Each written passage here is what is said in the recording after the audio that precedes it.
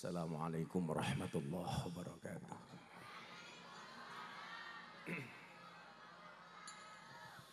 Alhamdulillahi rabbil alamin wa kafa. Assalatu wassalamu ala sayyidina Muhammadinil Mustafa wa ala alihi wa sahbihi ahli sidqi wal wafah. Rabbi shrah li sadri wa yassir li amri wa hlul 'uqdatam min lisani yafqahu qawli. Amma ba'du. Hadratal muhtaramin, para masyayikh, para kiai, alim ulama, tokoh agama, tokoh masyarakat, mobil khusus Kiai Haji Rukman Wuri Adinata yang telah memberikan mauidhah sebelum saya, yang sangat saya muliakan. Para pejabat yang berkenan hadir dalam semua tingkatannya yang saya hormati, panitia penyelenggara pengajian dalam rangka tasyakuran khitan yang saya banggakan, Bapak Ibu warga masyarakat Majalengka rahimakumullah. Beli semangka di pasar Minggu, ada gajah minumnya susu. Hai orang Majalengka, apa kabarmu? Izinkan Gus Miftah mengucapkan I love you.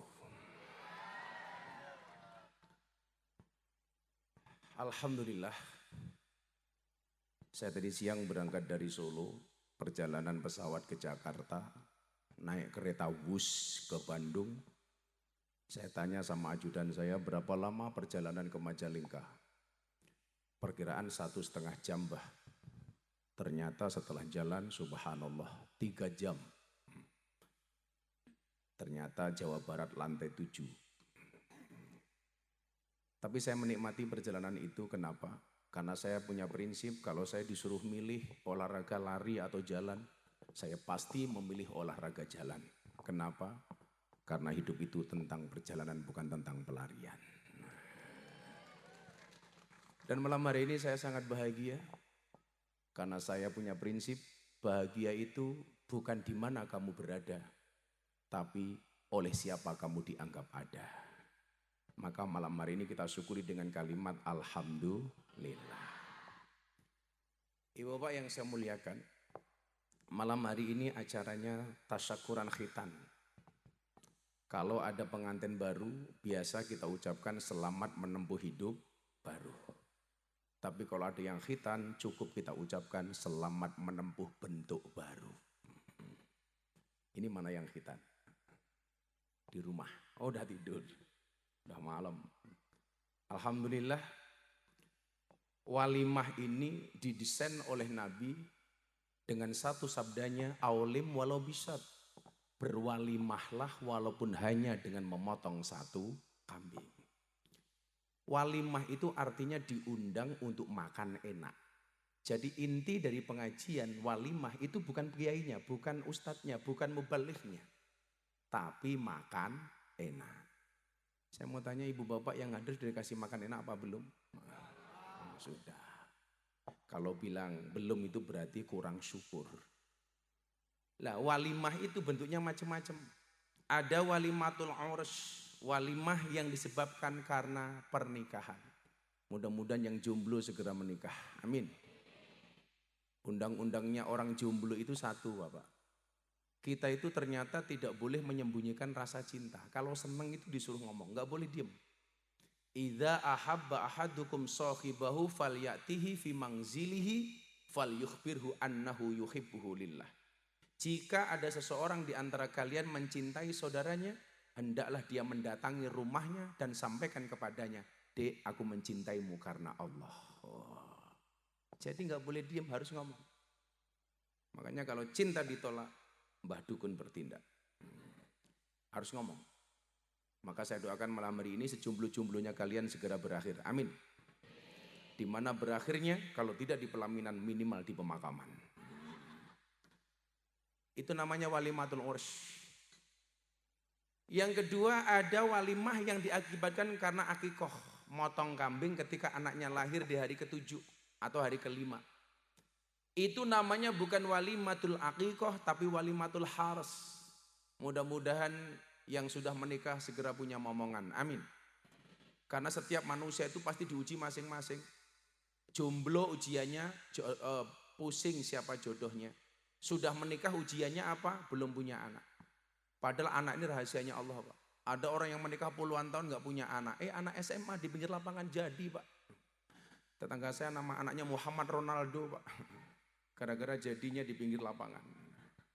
Ada lagi tetangga saya lahir namanya anaknya adalah siapa itu? Muhammad Jonathan.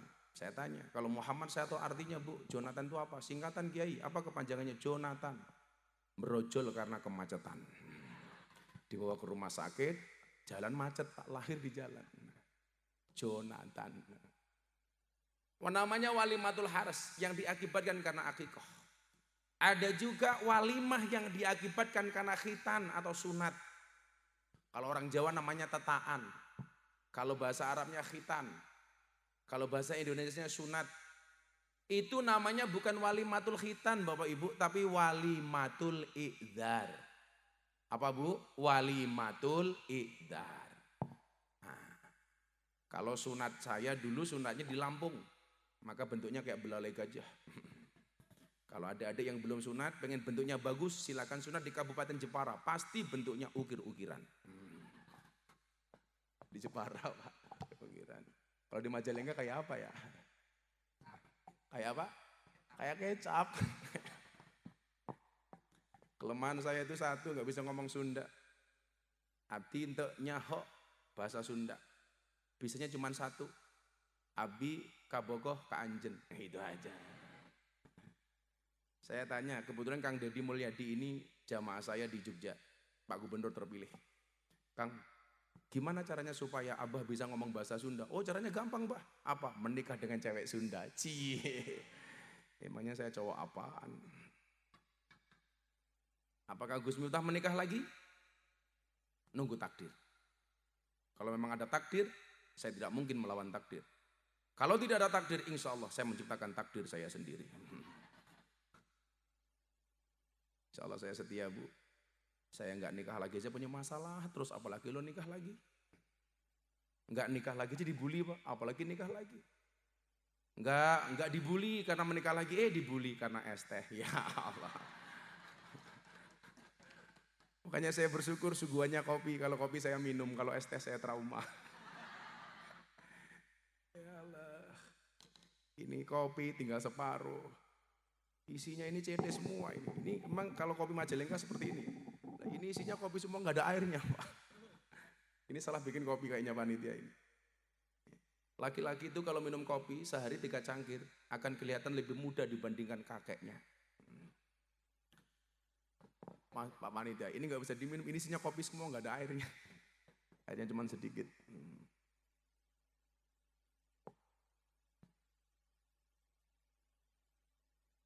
Ujiannya orang jomblo pengen menikah nggak dapat jodoh. Ujiannya sudah menikah nggak punya anak. Semuanya kan diuji dengan takaran masing-masing. Wa kullu syai'in indahu bimiqdar. Semua orang diuji dengan takaran masing-masing.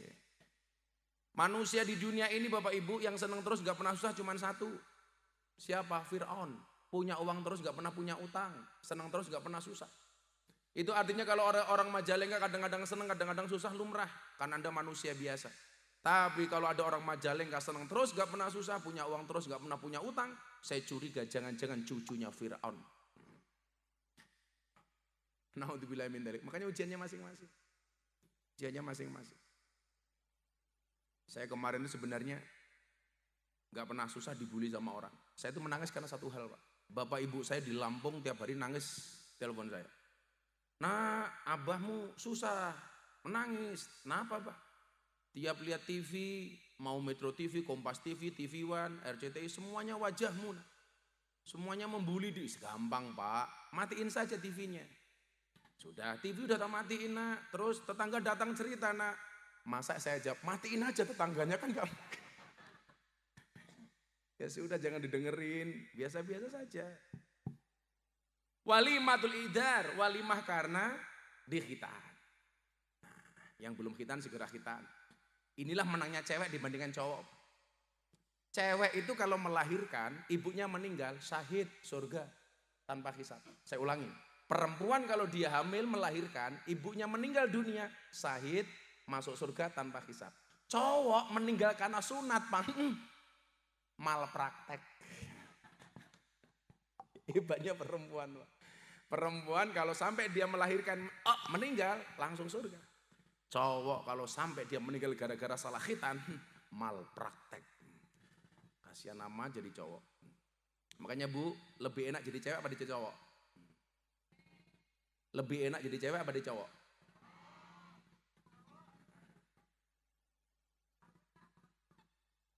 Perempuan itu kalau pengen dapat surga, itu jauh lebih gampang dibandingkan laki-laki. Langsung ada caranya. Laki-laki nggak ada. Umum. Umum. Makasih ya. Nah, ini kopi. Saya biasanya kalau minum kopi, saya kasih hadiah Fatihah untuk Sohibul Kohwah yang menciptakan kopi. Karena Fatihah itu sakti, Bu. Ada kopi panas, bacakan Fatihah 100 kali, langsung dingin.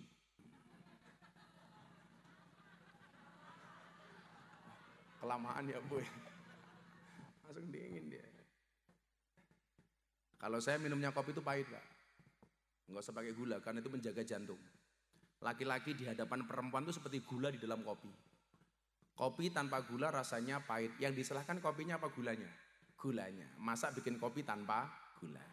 Kalau bikin kopi kemanisan, yang salah kopinya apa gulanya? Tetap gulanya.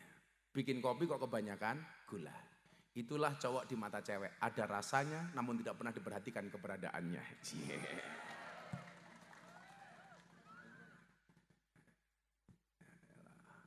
Pada laki-laki itu imam, perempuan itu adalah makmum. Imam itu ngatur, imam itu diatur. Tapi ternyata di Majalengka nggak banyak makmum mengatur imam. Ciri-cirinya cewek yang berjilbab coklat. Itu suka ngatur imamnya. Yang jilbabnya hitam insya Allah lebih parah. Yang paling depan ternyata. Walimatul i'dar. Walimatul i'dar, khitanan. Kemudian ada lagi walimah yang disebabkan karena bangun rumah. Namanya kayak rumah depan baru jadi. Pindahan ke rumah, syukuran. Itu namanya walimatul wakiroh. Semoga semua yang hadir oleh Allah diberikan rumah yang indah. Amin. Pokoknya diniati punya rumah. Saya dulu pas bangun pondok, ditanya sama istri saya. Beb, saya jawab, apa saya? Saya itu bukan sayang sih, syaitonir rajim. Abah mau bangun rumah dulu apa masjid dulu? Kalau Anda ke pondok saya yang kemarin datangi sama Pak Prabowo, Pak Jokowi itu, ada masjidnya, depannya ada rumahnya. Saya jawab sama istri saya mau bangun rumah dulu baru masjid. Loh, kenapa bukan masjid dulu, Pak? Bahaya. Kalau saya bangun masjid baru bangun rumah akan jadi fitnah. Fitnahnya apa? Kalau saya bangun masjid baru bangun rumah, orang kan bilang, ya lumrah Miftah itu bisa bangun rumah, wong dapat turan semen dari masjid. Pasti jadi fitnah. Makanya saya nggak mau. Maka saya bikin rumah dulu baru masjid. Karena bagaimanapun saya harus membahagiakan istri dan anak-anak saya, bukan anak dan istri-istri saya. Tapi istri dan anak-anak saya. Santai saja Bu, istri saya cuma satu, Bu. Karena Gus Miftah tipe suami yang setia. Bagi saya lelaki yang hebat bukan lelaki yang mencintai banyak wanita, tetapi mencintai satu wanita dengan banyak cara. Kenapa saya ngomong seperti itu? Karena direkam kamera. Ketahuan istri mate. Kiai itu Pak di panggung mau segagah apapun, pulang ke rumah dibentak sama istri Pak, goblok mendadak. Itu the power of mak-mak. Makanya tadi Pak Kiai menyampaikan karakter perempuan itu ini. Ya.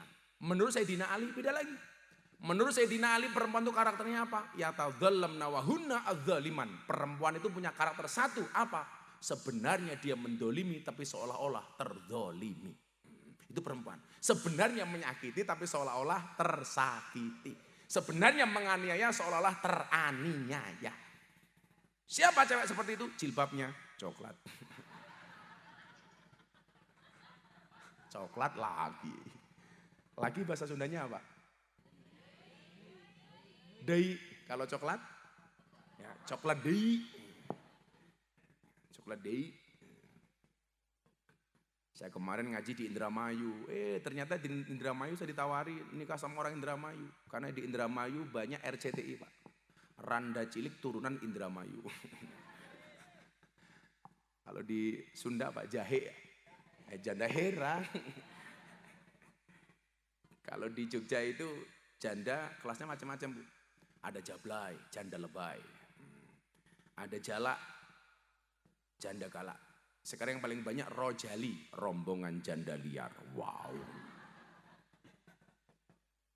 Makanya ibu-ibu itu walaupun sudah punya pasangan tetap dandan.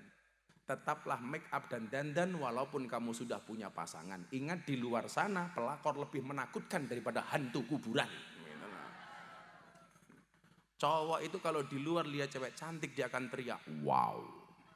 Pulang lihat istrinya, weh.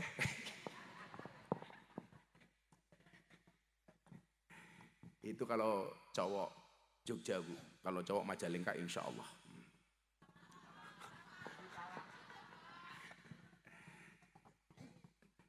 Ya tadallamna wa hunna adzaliman. Kemudian saya doakan ya semuanya punya rumah, amin. Santai saja, rezeki itu nggak akan tertukar. Semua orang punya rezeki masing-masing. Saya kemarin ketika dapat cobaan seperti itu, saya bilang sama istri saya, udah kita istirahat. Toh bisa ngurusi santri di pondok. Saya malah nggak ngira, Pak.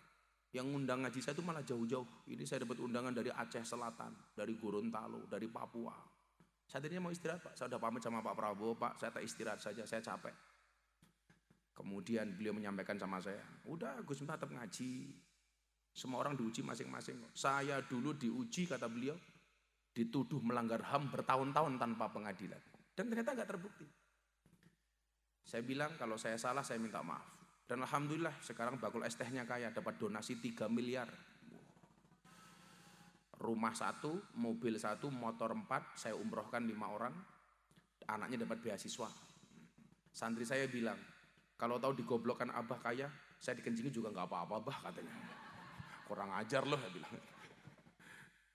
Malah orangnya datang ke pondok saya, abah, goblokmu adalah saldoku. Masya Allah, keren sekali. Kemudian ada lagi walimah yang disebabkan karena kedatangan musafir. Ada musafir datang disambut dikasih suguhan, Pak. Katakanlah saya dianggap musafir, saya dikasih suguhan kopi degan, kelapa muda. Ini namanya walimatun naqim. Apa, Bu? Walimatun naqim. Ada lagi walimah yang disebabkan karena musibah. Kita meninggal keluarganya, sahabatnya, bapak ibunya, anaknya. Hari ke-7 dikasih makanan banyak. Jangan bilang bid'ah. Itu namanya walimatul wadimah. Walimatul wadimah. Walimah yang disebabkan karena musibah. Atau kamu diputus sama pacar kamu, langsung kamu traktir temanmu, itu namanya walimatul wadimah. Enggak masalah, kamu diputus. Kalau jodoh pasti ketemu. Di mana ketemunya? Di pelaminan. Sebagai apa? Sebagai tamu. Saya dulu ketika kuliah, Bu, nggak ada satu cewek pun yang mau sama saya. Karena di kelas saya paling jelek, nggak punya motor. Teman saya semuanya kuliah naik motor, saya jalan kaki. Nggak ada satu cewek pun yang mau sama saya. Saat itu saya dibully, cie jomblo, saya jawab, sorry, saya jomblo bukan karena saya nggak laku, tapi memang karena nggak ada yang mau. Tapi hari ini saya katakan kepada mereka yang menolak saya, di balik kesuksesan seorang laki-laki, akan ada banyak wanita yang menyesali. Tahu gitu sama Gus Miftah, telat. Namanya gue cowok apaan? Kamu jangan godain aku. Ya kalau aku nolak, kalau mau kan bahaya. Walimatul wadimah. Ada lagi walimah setelah akad nikah langsung makan. Kalau walimatul urus itu resepsinya. Kalau habis nikah langsung makan, itu namanya walimatul imlak. Jadi setelah qabil tu nikah wa tazwija, kemudian makan-makan seadanya, itu namanya walimatul imlak. Di Jawa Barat ini sering viral soal mas kawin. Terakhir gagal nikah gara-gara minta mas kawin sertifikat tanah. Nah, saya kasih tahu Mbak-mbak. Ada hadis yang bunyinya, perempuan yang paling baik adalah yang paling murah mas kawinnya. Hadis itu baiknya dibaca laki-laki apa perempuan? Perempuan yang paling baik adalah perempuan yang paling murah mas kawinnya. Baiknya hadis itu dibaca cowok apa cewek? Itu dibaca oleh cewek. Supaya ceweknya tidak minta macam-macam. Jangan dibaca oleh cowok. Kalau dibaca oleh cowok itu menjajah cewek. Tuh dengerin. Cewek yang paling baik, yang paling murah. Pas. Sekarang gak ada istilah cewek matre, yang ada cowok kere. Saya ditanya sama istrinya Deddy Corbuzier, Gus, ada nggak kriteria suami yang jahat? Oh ada. Siapa itu suami yang jahat? Suami yang mampu beli rokok untuk dirinya, tapi tidak mampu beli skincare untuk istrinya. Makanya sekarang cowok yang good looking kalah menarik dengan cowok yang good rekening. Karena dibalik wajah yang glowing, dibalik good rekening akan ada istri yang glowing. Dan di balik wajah istri yang glowing ada suami yang golong koming. Hadis itu harus dibaca oleh cewek supaya tidak minta macam-macam. Tapi sebaliknya, hadis yang menyatakan Nabi ketika menikah mas kawinnya 20 ekor unta. Itu hadis dibaca oleh cowok apa cewek? Cowok, supaya cowoknya lebih bertanggung jawab. Jangan dibaca oleh cewek, nanti dibanding-bandingkan Pak. Tuh Nabi aja 20 ekor unta. Lah kamu 20 ekor kelinci. Berarti Nabi itu kaya apa miskin Pak? Kaya. Kalau 1 ekor unta itu 50 juta, berarti mas kawinnya Nabi itu 1 miliar.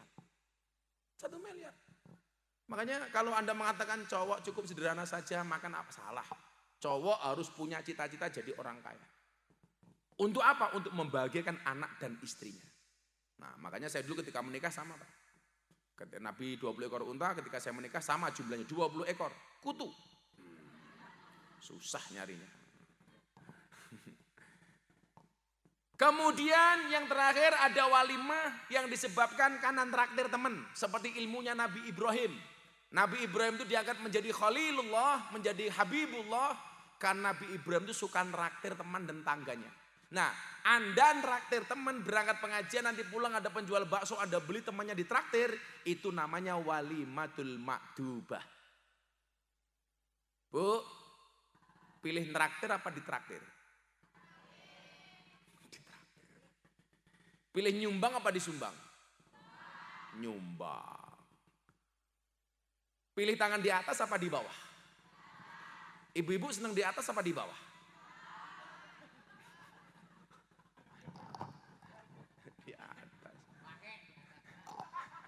Apa Kiai di atas mah? Oh tumpah. Itu Sundanya pahe. Oke. Jadi besok saya pulang ketemu istri saya, Bunda di atas pahe.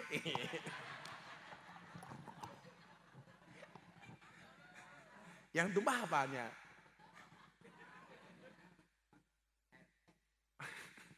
Pahenya pahe. Pahe. Oh, bahe. Bukan BH. Lah, bagaimana kalau kita menyikapi ada undangan walimah? Idza da'a ahadukum ilal walimah falyatiha. Kalau Anda diundang untuk undangan walimah, ada undangan walimah falyatiha, maka hendaklah kamu datang. Kalau walimah Pak itu ada dasarnya, kalau resepsi itu enggak ada dasarnya. Resepsi itu kan budaya kita. Kalau walimah itu budaya Islam. Nah kita itu lebih mengutamakan resepsi apa walimah? Kadang-kadang lebih mengutamakan resepsi. Karena kalau resepsi ada sumbangannya, kalau walimah nggak ada sumbangannya. Bedanya di situ. Padahal yang dianjurkan oleh Nabi itu walimahnya bukan resepsinya. Saya ingatkan satu hal, kalau membuat undangan, entah undangan apapun, saran saya satu, nggak usah dikasih ayat Quran mas. Anda bikin undangan pernikahan, umpamanya. Mohon hadirnya atas pernikahan anak kami, Siti, dengan menikah dengan saudara Soto, umpamanya. Nah, umpamanya Siti sama Soto. Apa bedanya Siti sama Soto? Kalau Soto ini minyak putih. Kalau Siti penjual soto. Penjual soto. Biasanya latahnya kita sebagai orang Islam apa? Dikasih ayat. Ar-Rum. Ayatnya apa? Wa min ayati an khalaqalakum min anfusikum azwajan litaskunu ilaiha wa ja'ala bainakum mawaddatan warahmah. Saya sarankan gak usah dikasih ayat Quran. Kenapa Gus? Biasanya kalau undangan itu sudah dibaca, disimpan apa dibuang? Dibuang. Berarti kalau Anda buang, ayatnya ikut kebuang apa enggak Pak? Kebuang. Ayatnya ikut kebuang ke kotak sampah. Ini namanya menistakan ayat. Jangan, enggak usah. Cukup yang simple saja, ringkas. Mohon hadirnya atas pernikahan anak kami pada hari ini, jam ini, tanggal ini. Bawahnya dikasih tulisan, mohon 200.000. Selesai. Biasanya tulisannya apa Bu? Mohon doa restu. Dikasih doa restu tanpa 200.000, pilih mana Bu? Pilih doa restu apa 200.000? Ada doa restu enggak ada amplop 200.000, pasti tuan rumahnya marah-marah. Makanya terus ya mohon 200.000. Sekarang banyak tuh kalau kasih undangan tidak menerima sumbangan dalam bentuk cash. Saya bikin nggak mau disumbang, ternyata minta ditransfer Pak, kurang aja.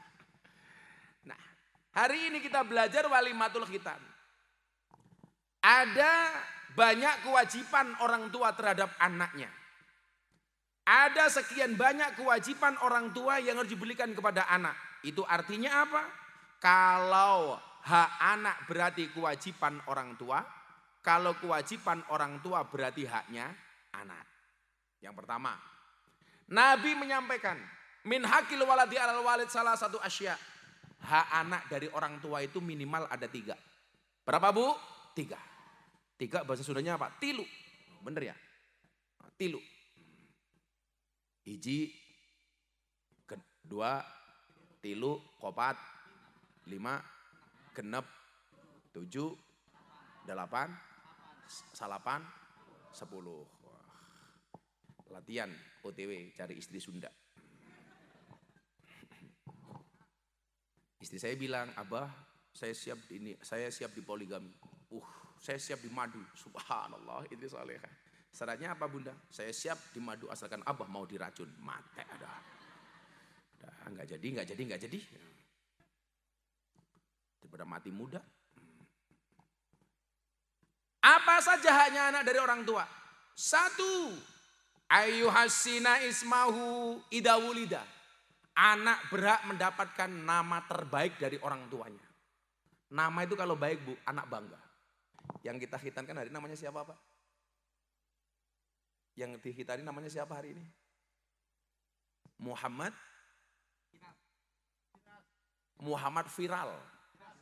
Firas. Muhammad Firas Ar-Ridwan. Muhammad Satria sama Muhammad Firas.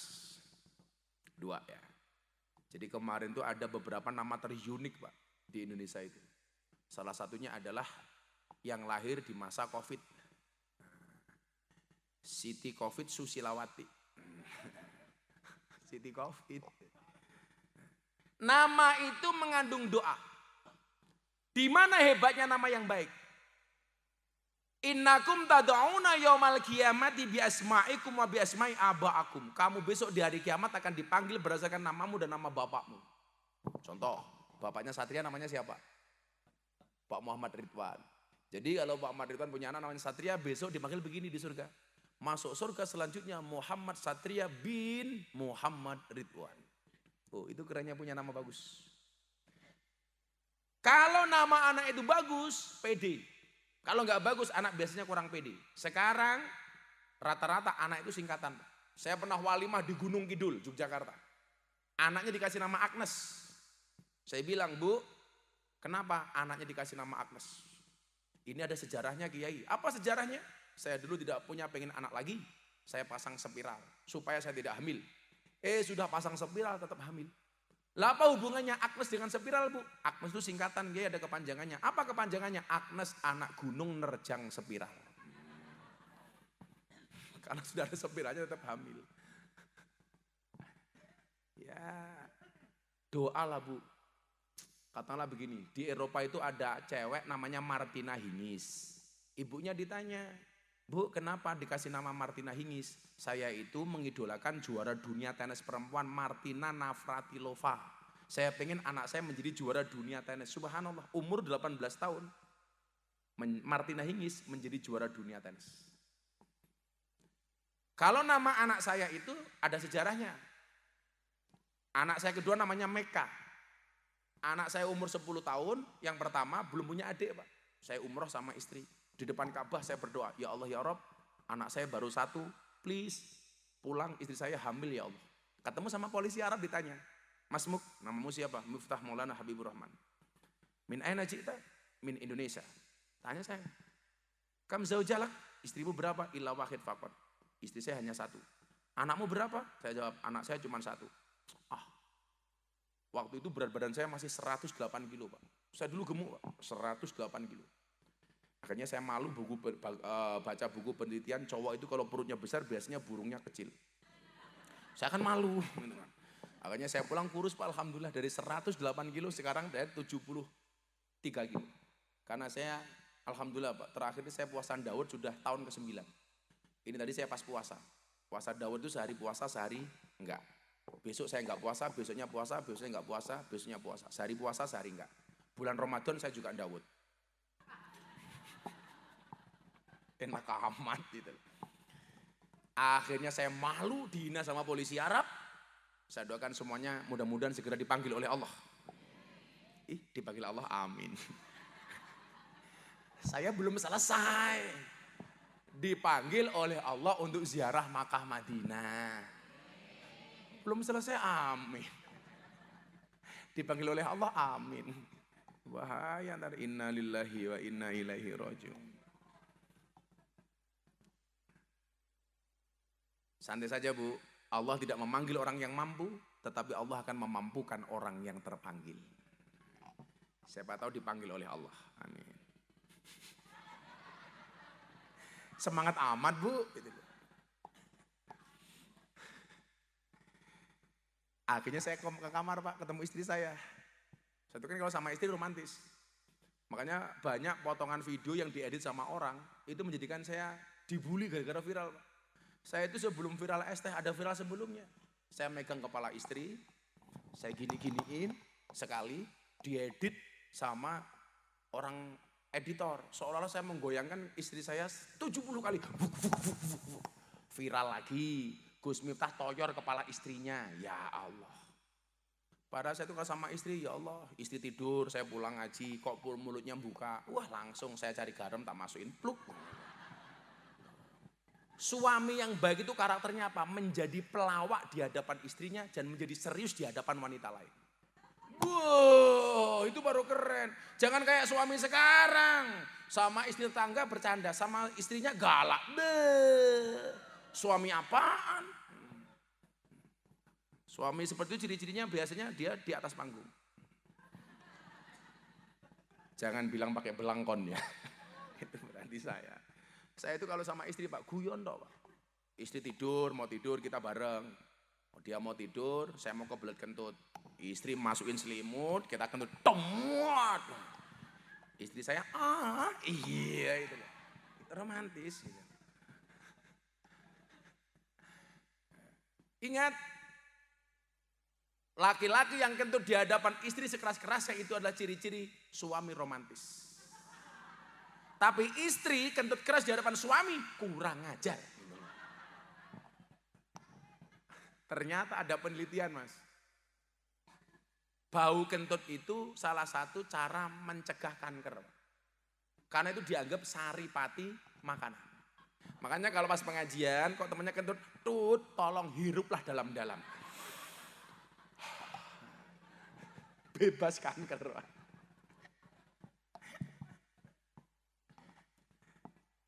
Saya itu kalau sama istri ngentut apa. Saya masuk kamar malam Jumat. Istri saya baru dandan. Saya selawatan di depan kamar. Ya Rasulullah. Tak tunggu. Kalau istri saya jawab dan responnya mesra berarti siap. Kalau responnya enggak mesra berarti dia enggak mau. Ya Rasulullah. Kok istri saya jawab Pak? Ya Habiballah. Sikat. Gitu caranya. Tapi kalau jawabannya nggak asik langsung mundur alon-alon. Ya Rasulullah, ya Habibullah. Selesai udah. Jangan dilanjutkan. Bahaya, cari yang lain. Yang lain. Saya itu guyon gini sama istri saya hampir tiap hari, Bu. Kalau makan, itu udah sunahnya laki-laki sama perempuan, Pak. Idza ahabba ahadukum falayam sahyadahu hatta yal ikoha au yul ikoha. Ketika salah satu di antara kalian makan, janganlah mencuci tangannya sampai kamu menjilatinya atau menjilatkannya. Jadi sunnah, habis makan itu suami menjilati tangan istrinya, istri menjilati tangan suaminya. Itu sunnah. Makanya ibu-ibu Majalengka, bapak-bapak, kalau selesai makan, istrinya dipanggil, Bu sini, nyah, gitu kan.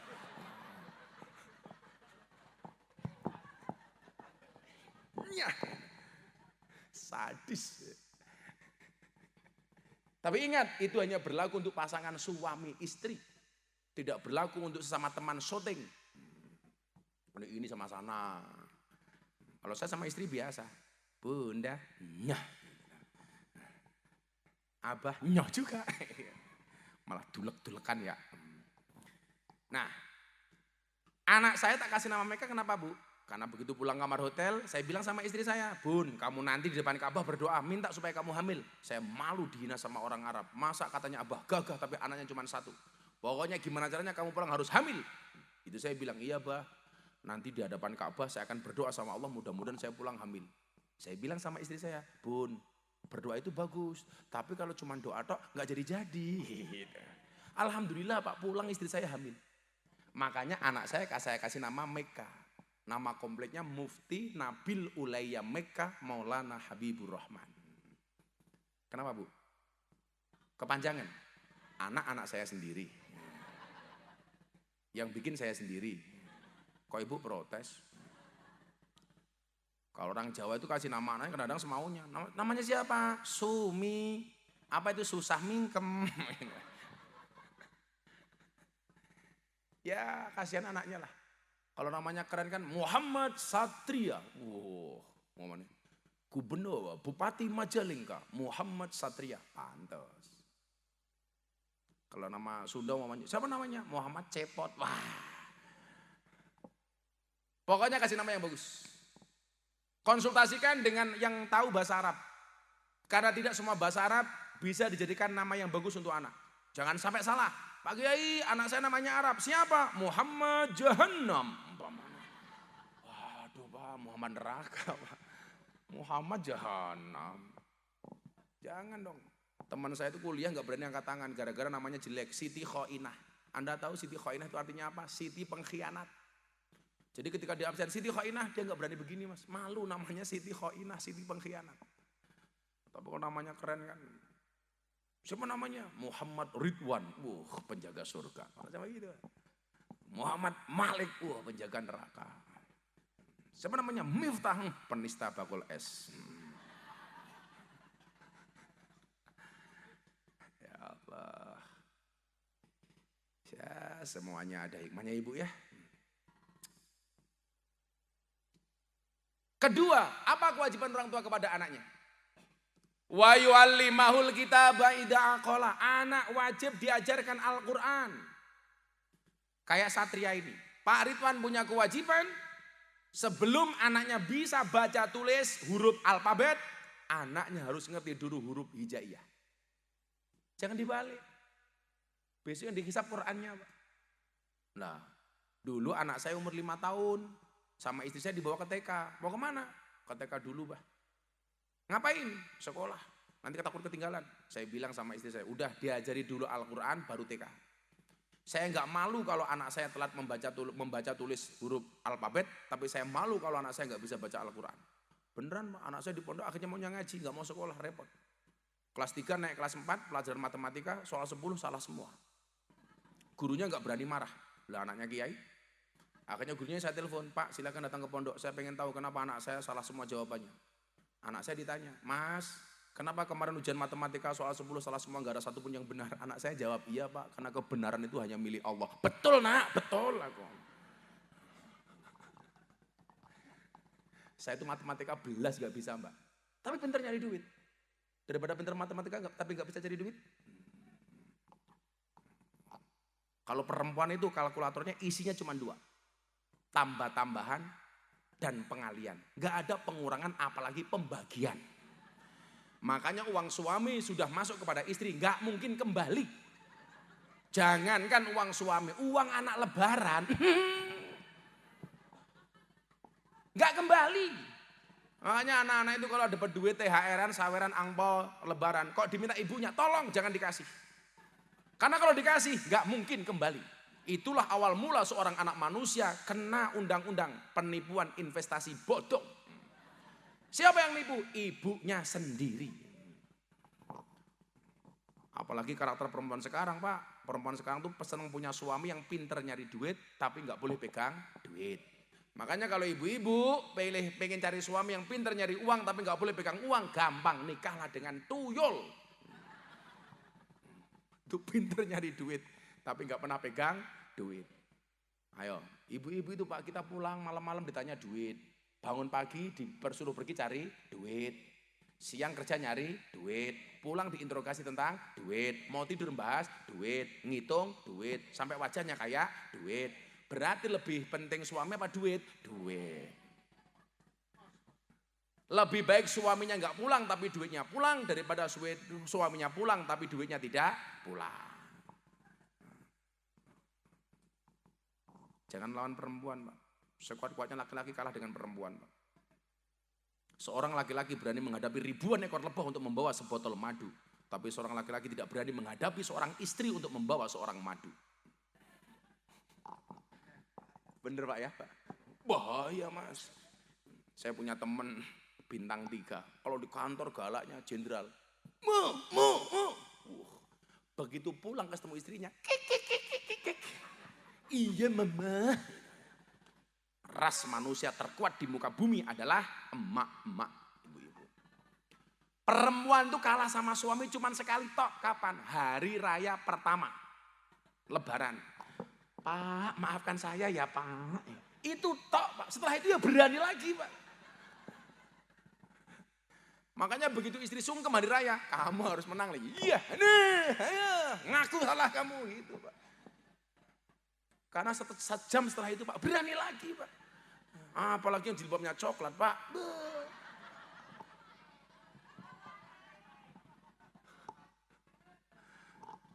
Makanya 10 hari terakhir itu para suami banyak yang nggak pulang ke rumah. Diam diri di masjid. Saya pikir etikaf, ternyata nggak stres. Karena istrinya minta macam-macam. Ibu-ibu harus percaya bahwa suami ibu-ibu adalah orang baik. Suami ketika lebaran itu punya prinsip. Yang penting istrinya bajunya baru. Baju baru untuk istri. Jilbab baru untuk istri. Mukena baru untuk istri. Emas baru untuk istri. Bagi laki-laki cukup istri baru.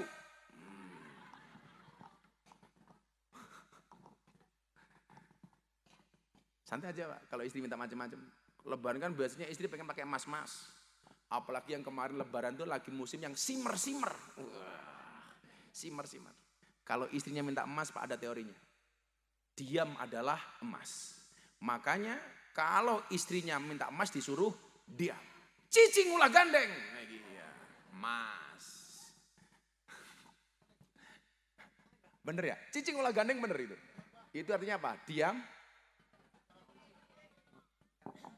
Oh diam jangan berisik. Saya dulu punya teman kuliah Sunda Bu. Namanya siapa dulu ya? Teman pondok juga Sunda. Cicing ulah gandeng. Itu di pondok Jawa. Malah diterusin cicing mah ulah gandeng. Teh kucing mah diserondeng. Lah gimana? Asik juga ya ngomong Sunda ya. Cicing, cicing. Makanya dulu ada pernah kejadian kan. Kiai di Malang Pak itu kena disesatkan sama MUI. Gara-gara membuat sholat 2 bahasa. Jadi dia itu pengen sholat selain menggunakan bahasa Arab dengan menggunakan bahasa daerah masing-masing. Kayak orang Jawa Timur umpamanya, orang Surabaya. Allahu Akbar. Itu ditambahi bahasa Surabaya. Pak. Allah besar banget. Gitu. Orang Jogja, orang Solo. Allahu Akbar. Allah niku ageng.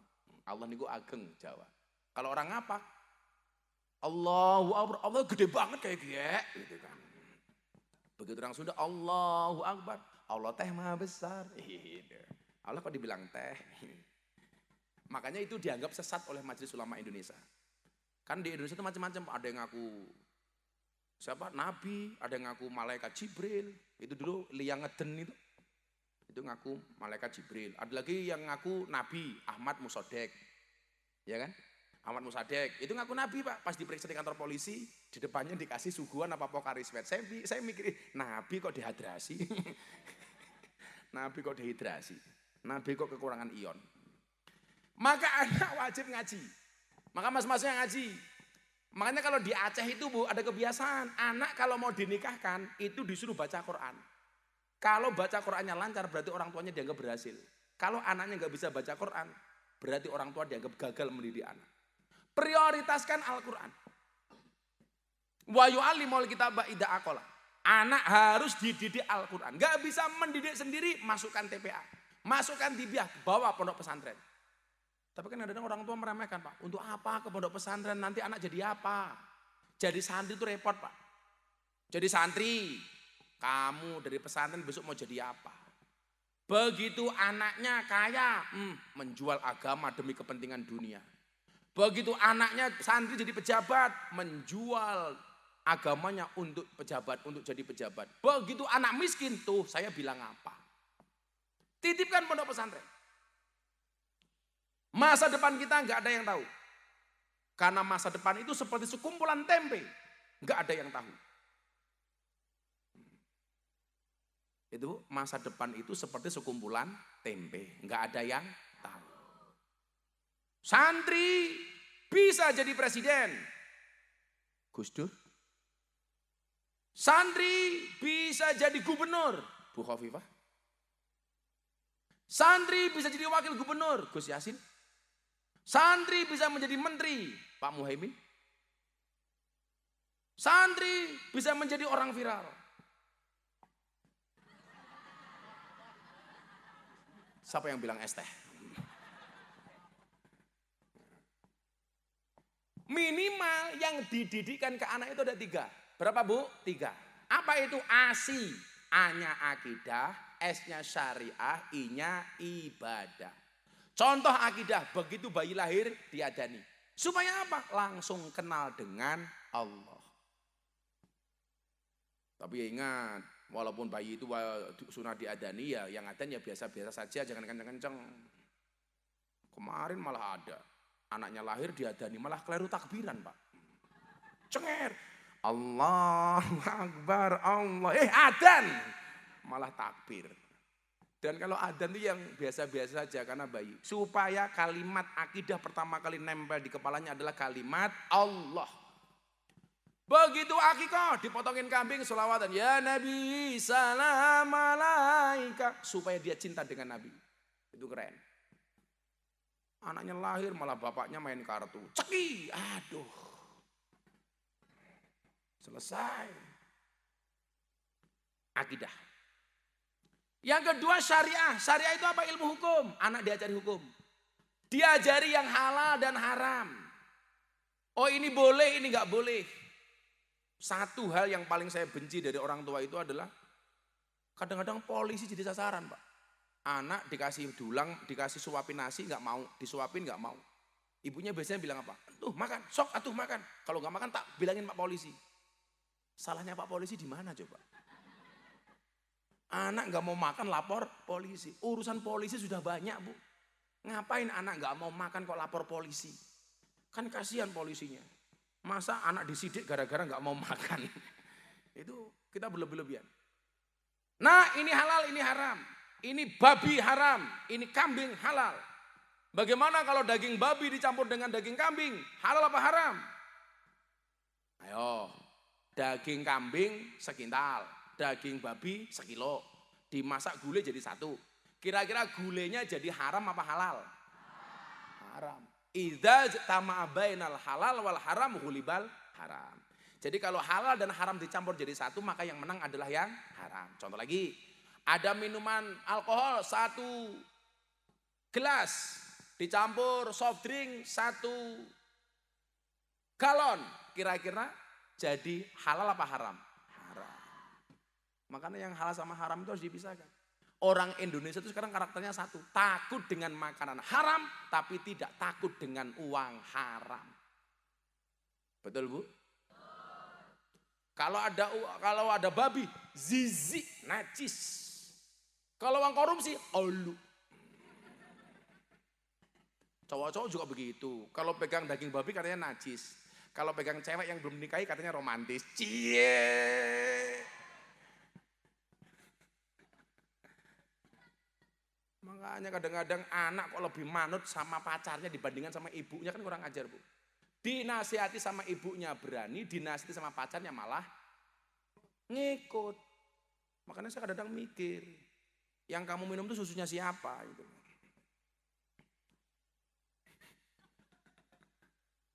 Dinasihati ibunya berontak.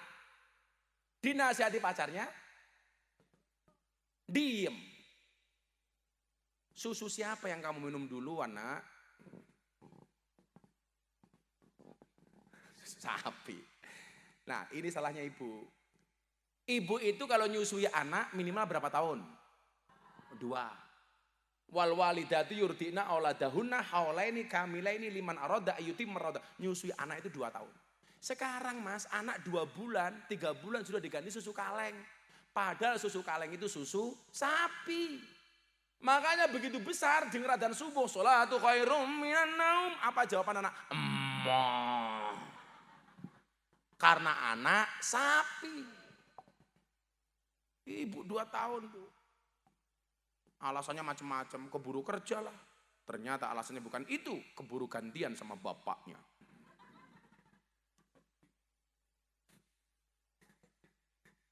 Itu pasti suaminya begitu. Kalau kamu ketawanya menggoda sapi. Jadi 2 tahun Pak ternyata. Istri saya itu nyusui 2 anak saya 2 tahun. Itu saja masih kena penyakit mastitis. Ibu tahu penyakit mastitis? Pembengkakan sisa air ASI. Jadi ibu-ibu yang tidak menyusui anaknya 2 tahun itu berpotensi kena mastitis. Istri saya kena mastitis kemudian kena kanker. Gara-gara itu. Padahal istri saya nyusui anak saya lebih dari 2 tahun Pak. Bahkan anak saya itu 2,5 tahun. Jadi saya harus bersabar selama 2,5 tahun.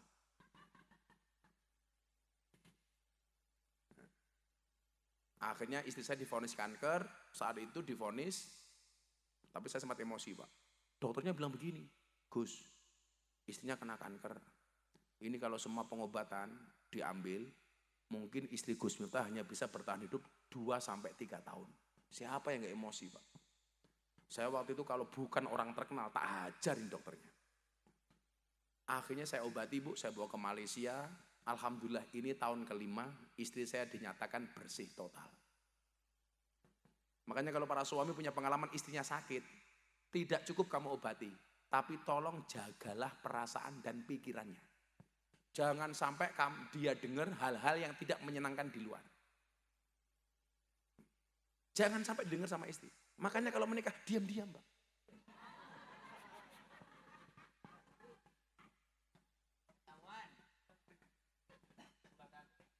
Cicing mau lah gandeng. Udah cicing. Asal gak ribut.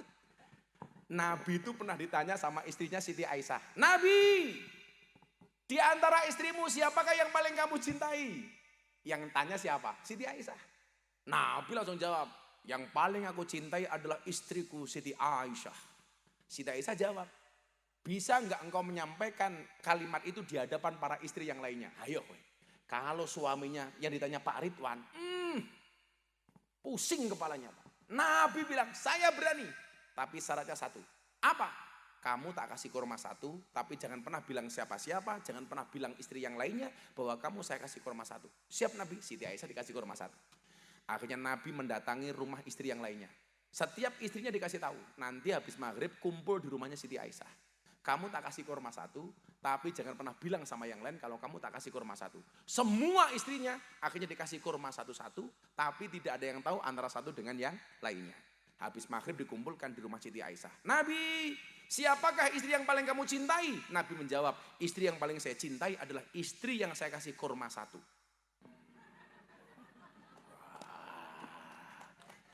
Apakah Nabi bohong? Tidak. Nabi jujur, shodiqul masduq. Caranya begitu Pak. Makanya Bapak kalau punya istri 4 supaya nggak ketahuan istri pertama gampang Pak. Katakanlah istri pertama namanya Siti Romlah. Bapak bilang sama istri kedua, ketiga, keempat, mulai saat ini nama kamu saya ganti Siti Romlah.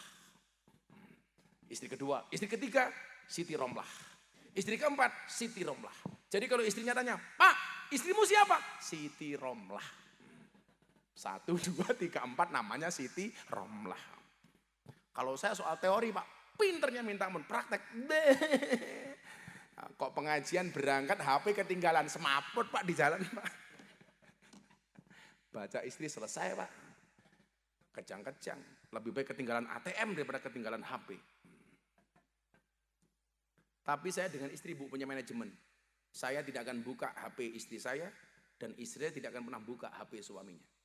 Karena dari dulu saya tahu salah satu masalah di rumah tangga itu hanya persoalan HP. Apalagi kayak saya di jalan ada cewek seksi minta foto, ada mbak-mbak PSK minta foto, nanti diposting. Kalau istri saya nggak besar hatinya,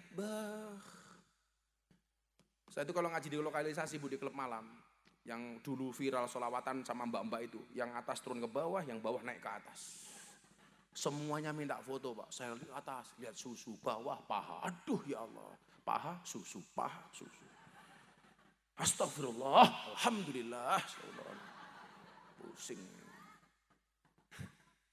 Allahu Akbar. Itulah alasan kenapa saya selalu menggunakan kacamata hitam. Supaya kalau mata saya mendelik tidak kelihatan.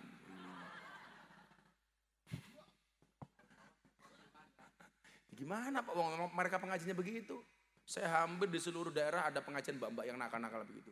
Ya sudah, yang penting mereka mau ngaji. Makanya saya dibully, dasar Miftah penjual agama, memalukan.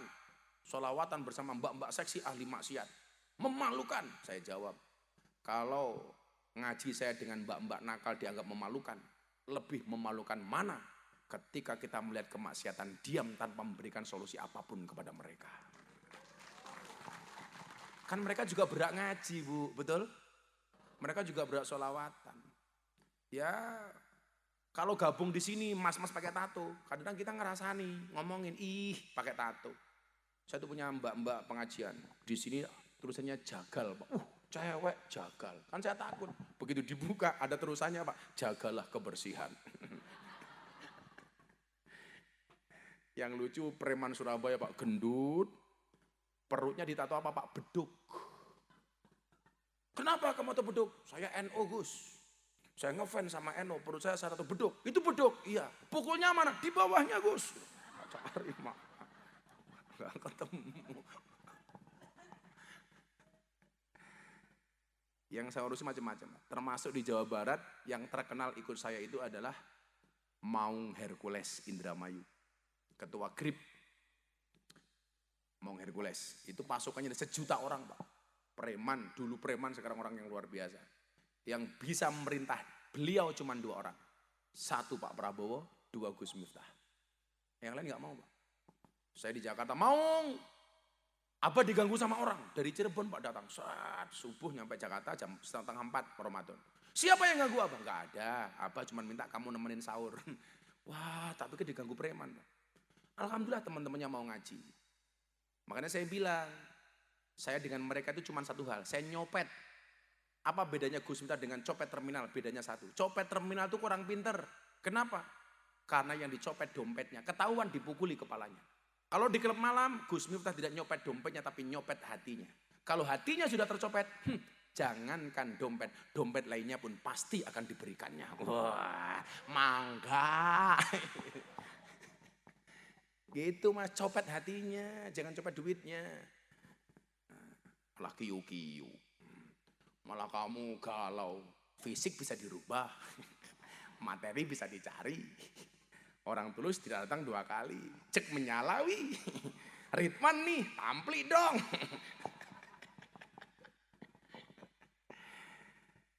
Yang terakhir. Apa kewajiban orang tua kepada anaknya? Wa yuzawwijahu idza adroka. Anak segera dinikahkan kalau sudah datang jodohnya. Terutama anak perempuan. Cewek itu sekarang ada 3 Bu. Gak punya anak, gak punya suami, namanya Nona. Yang kedua, punya anak, punya suami namanya nyonya. Yang repot yang nomor 3. Gak punya anak, gak punya suami namanya nona, punya anak, punya suami namanya nyonya. Yang ketiga, punya anak tapi gak punya suami. Namanya apa, Bu? Nyah nyoh. Makanya dijaga anak perempuannya, Bu. Anak perempuan itu seperti lombok. Laku bobrok, gak laku bosok. Makanya kalau ada yang menghendaki anaknya, gak usah tanya berapa nomor rekeningnya, berapa saldonya. Selama dia akhlaknya bagus, nikahkan. Saya dulu menikah gak punya apa-apa.